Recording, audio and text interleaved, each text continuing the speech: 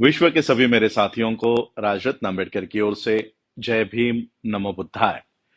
आज मैं जो विषय आप लोगों के सामने रख रहा हूं वो है ज्ञान व्यापी मस्जिद मंदिर का जो विवाद चल रहा था। उसमें 2 दिन पहले वाराणसी डिस्ट्रिक्ट कोर्ट ने जजमेंट उन्होंने वहां पर दी है और उन्होंने मुस्लिम पक्ष ने जो विरोध किया था कि ये जो मस्जिद है यहाँ पर पूजा करने से रोका जाए, तो वाराणसी जिला सत्र न्यायालय ने, डिस्ट्रिक्ट कोर्ट ने मुस्लिम पक्ष की जो अर्जी है उसको खारिज करते हुए उन्होंने एक नई जजमेंट वाराणसी कोर्ट ने दी है। तो सबसे पहले मैं वाराणसी कोर्ट का बधाई देना चाहता हूं। हिंदू पक्ष की जो औरतों ने ये पिटीशन डाली थी, मैं हिंदू पक्ष को भी बधाई देना चाहता हूं कि उन्होंने भारत के बौद्धों का एक बहुत बड़ा मसला उन्होंने हल किया है। और वो कैसे हल किया है और भारत के बौद्धों को किस तरह से इस वाराणसी जिला सत्र न्यायालय के जजमेंट का इस्तेमाल अपने फेवर में करना चाहिए, ये मैं आज आप लोगों को एक 5 मिनट में आप लोगों को समझाना चाहता हूं। देखिए, इस देश में एक कानून बना हुआ है, उस कानून का नाम है the places of worship bracket special provisions act 1991। ये एक्ट कहता है, ये एक्ट इसलिए बनाया गया था कि इस देश में अनेक मंदिरों के ऊपर मुस्लिम इन्वेडर्स का कब्जा हुआ, अनेक मुस्लिम मस्जिदों पर हिंदुओं का कब्जा हुआ। तो इस तरह से अनेक जो प्रार्थना स्थल है उसका जो रियल कैरेक्टर है, रियल जो उसकी अस्तित्व थी, वो कहीं ना कहीं मिट चुकी थी। और इसलिए जो मस्जिद थे वो मंदिर बन गए थे, जो मंदिर थे वो मस्जिद बन गए थे। इस तरह का विवाद इस देश में चल रहा था। और फिर 1991 में ये एक्ट बना, the places of worship act, special provision act 1991 में। और इस एक्ट में ये कहा गया कि 15 अगस्त 1947 इस देश को जब आजादी प्राप्त हुई, जब ये देश आजाद हुआ, उस दिन जिस वर्शिप प्लेस का, जिस मंदिर का, जिस मस्जिद का जो कैरेक्टर है, जो उसका अस्तित्व है, उस दिन का 15 अगस्त 1947 का वो फ्रीज किया जाएगा। फ्रीज किया जाएगा का मतलब है वही अस्तित्व कायम रहेगा। भले कोई मंदिर हो, पुराना 2500 सालों का कोई मंदिर हो, लेकिन अगर 15 अगस्त 1947 को वो मस्जिद बन चुका है, अगर वो मस्जिद हो गया है, तो वो मस्जिद ही कहलाएगा। और आने वाले हर एक फ्यूचर गवर्नमेंट्स में या किसी भी तरह से उसका कैरेक्टर चेंज नहीं होगा। और उसी तरह से 2500 सालों से कोई अगर मस्जिद वो बनी हुई है, लेकिन 15 अगस्त 1947 को अगर वो मंदिर में बदल चुका है, वो मंदिर हो गया है, तो वो मंदिर ही रहेगा। आने वाली कोई भी गवर्नमेंट इसको कभी चेंज नहीं करेगी। इस तरह का ये एक्ट बनाया गया है। इसमें, इस एक्ट में और एक सेक्शन डाला हुआ है, सेक्शन 4 सबसेक्शन 2। ये सेक्शन सब 4 सबसेक्शन 2 कहता है कि किसी भी तरह का सूट, किसी भी तरह की प्रोसीडिंग या किसी भी तरह की अपील, इस ये जो कैरेक्टर चल रहा है मंदिर मस्जिद, इसमें बदलाव नहीं होगा। मैं धन्यवाद देना चाहता हूं वाराणसी जिला सत्र न्यायालय का कि उन्होंने ये 1991 में बना हुआ कानून, एक सुप्रीम कोर्ट ने बनाया हुआ कानून, एक संसद ने बनाया हुआ कानून, जिसे प्रेसिडेंट ऑफ इंडिया ने गैजेट करके नोटिफिकेशन दिया है, इस प्रेसिडेंट ऑफ इंडिया के कानून को एक भारत के एक स्टेट के एक छोटे से जिला सत्र न्यायालय ने चैलेंज किया और उसे रद्द किया। मैं वाराणसी जिला सत्र न्यायालय का दिल से धन्यवाद देता हूं। और उन्होंने जो आज ये एक्सेप्ट किया है कि वहां पर भले वो मस्जिद है, लेकिन हम वहां पर पूजा करने की अनुमति दे देते हैं। और वहां पर छानबीन, आप लोगों ने टीवी पर देखा होगा कि पिछले उस समय शायद मैं लंदन में था और लंदन में टीवी में देख रहा था कि ज्ञान व्यापी मस्जिद में छानबीन हो रही है, कैमरा लेकर आर्कियोलॉजिस्ट को बुलाया जा रहा है, फव्वारा है या शिवलिंग है, इस पर बहस हो रही है।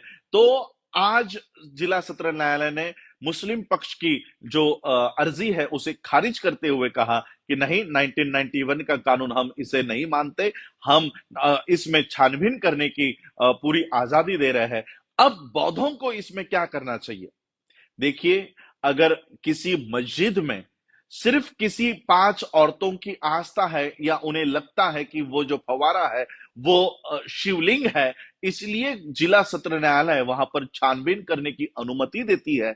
और वहां पर अगर कल को अगर वो आर्कियोलॉजी डिपार्टमेंट ने कह दिया कि ये शिवलिंग है, तो पिछले कई सालों से जो मस्जिद चली आ रही थी उसे मंदिर में तब्दील किया जा सकता है। उसी तरह से जितने भी बौद्ध मुझे सुन रहे हैं, चाहे वो भारत में हो, भारत के बाहर हो, मैं आप लोगों को बताना चाहता हूं, साउथ में, दक्षिण में तिरुपति बालाजी का मंदिर है।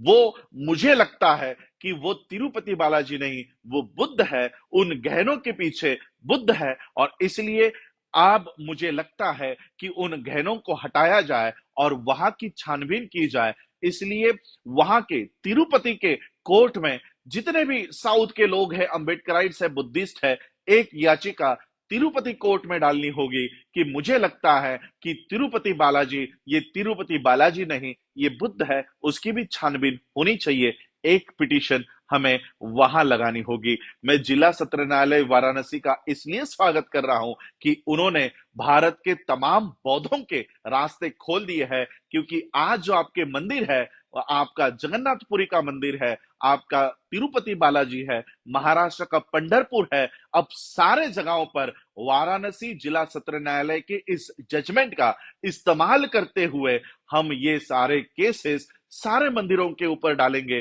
कि ये आपका हिंदुओं का मंदिर नहीं, ये बुद्ध का स्थान है, बुद्ध का प्लेस ऑफ वर्शिप है। क्योंकि 1991 के कानून ने हमारे हाथ बांध दिए थे कि 15 अगस्त 1947 को जो स्टेटस है वही स्टेटस कबूल किया जाएगा, इसमें कोई भी बदलाव नहीं होगा। लेकिन वाराणसी जिला सत्र न्यायालय ने 1991 का ये कानून साइड बाय कर दिया है, इस कानून को हटा दिया है, और इस वजह से सारे बौद्धों के दरवाजे खुल गए हैं। अब सारे बौद्धों को इस वाराणसी जिला सत्र न्यायालय के जजमेंट का इस्तेमाल अपने फेवर में करना चाहिए। और मैं हिंदुओं से भी ये प्रार्थना करना चाहता हूं कि हम आपके खिलाफ नहीं है, बल्कि हम तो आपके पक्ष में बात कर रहे हैं।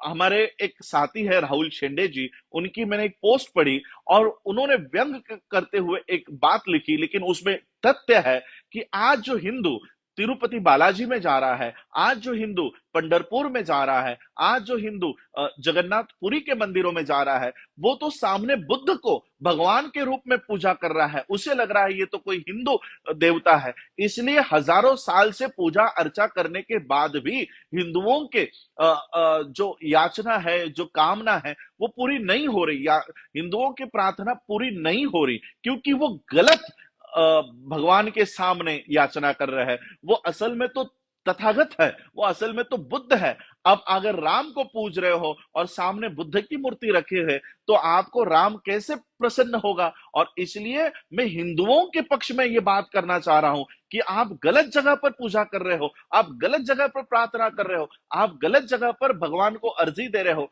कि मेरी इस संकट से मुक्ति कराओ। वो कोई भगवान नहीं, वो तो तथागत बुद्ध है, और तथागत बुद्ध कभी आशीर्वाद नहीं देते, कभी किसी को वो क्या कहते हैं, हमारे मराठी में नवस कहते हैं, वो उसको कभी प्रसन्न नहीं होते।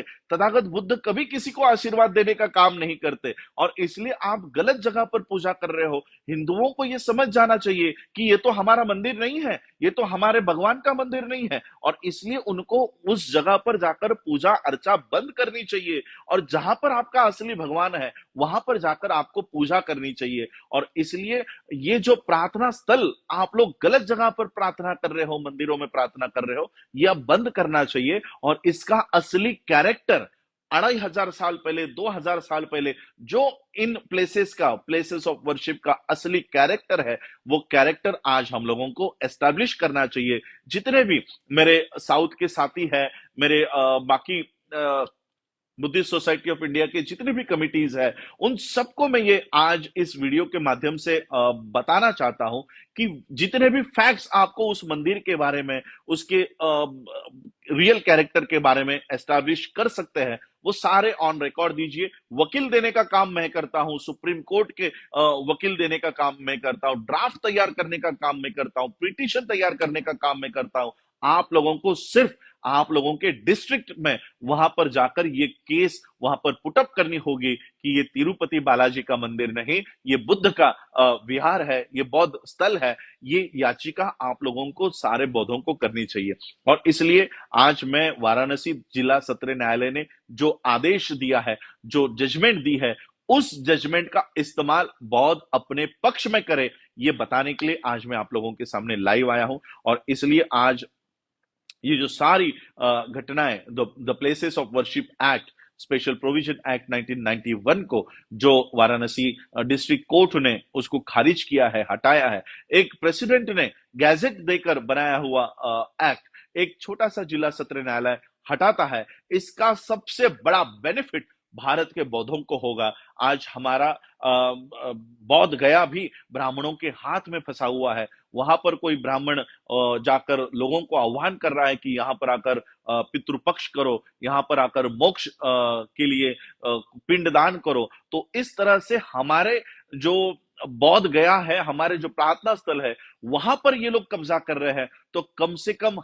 उनके कब्जे में हमारे जो प्रार्थना स्थल है, बौद्ध विहार है, उसको छुड़ाने की मुहिम अब हम लोगों को हाथ में लेनी चाहिए। जितने भी एडवोकेट्स, लीगल फर्म के लोग मुझे सुन रहे हैं, सभी लोगों ने अपने अपने जिलों में जहां पर ये मंदिर पड़ते हैं, उन मंदिरों के ऊपर ये याचिका दायर करनी चाहिए। और हम कोई गैर कानूनी मांग नहीं कर रहे हैं। जो वाराणसी जिला सत्र न्यायालय ने ऑलरेडी जजमेंट दी है, अगर वाराणसी जिला सत्र न्यायालय जजमेंट दे सकता है, तो तिरुपति जिला सत्र न्यायालय भी उसको इस बेसिस पे जजमेंट देनी होगी। और तिरुपति में भी इन्वेस्टिगेशन होना चाहिए, और वही पंढरपुर जिला सत्र न्यायालय को भी ये जजमेंट देनी होगी, क्योंकि ऑलरेडी वाराणसी ने ये जजमेंट दी है। और वाराणसी की जजमेंट सभी जिला सत्र न्यायालयों के ऊपर बंधन कारक होती है। और इसलिए पंढरपुर हो, तिरुपति हो, वहां पर याचिकाकर्ताओं ने मुझे संपर्क करके सारा ड्राफ्ट, सारा मटेरियल मैं आपको देता हूं। मुझे सिर्फ याचिका करने वाले लोग, अगर आप नहीं कर रहे तो हम वहां पर आकर याचिका करेंगे। और ये जो प्रार्थना स्थल है वो सही में हिंदू प्लेसेस है या बुद्धिस्ट प्लेसेस है, ये साबित करने की आज हमको एक बहुत बड़ी उपलब्धि, एक बहुत बड़ी संधि, एक बहुत बड़ी अपॉर्चुनिटी वाराणसी डिस्ट्रिक्ट कोर्ट ने दी है। इस अपॉर्चुनिटी को हमें गंवाना नहीं है। और इसलिए मैं आज हिंदू पक्ष का स्वागत करना चाहता हूं, और खास करके उन 5 महिलाओं का स्वागत करना चाहता हूं जिन्होंने ज्ञान व्यापी मस्जिद में पूजा करने की अनुमति मांगी थी, और वाराणसी डिस्ट्रिक्ट कोर्ट ने उन्हें वो अनुमति दे दी है। और इसलिए हमें इस घटना का बौद्धों के पक्ष में इसका इस्तेमाल करना चाहिए। आप लोगों ने मुझे सुना, उसके लिए आप सभी लोगों का आभार। और मैं उम्मीद करता हूं मेरे इस वीडियो सुनने के बाद एक एक जिले से मुझे वो अर्जी देने के लिए याचिकाकर्ता सामने आएंगे, ऐसी उम्मीद करता हूं। जय भीम, जय भारत, जय बुद्ध।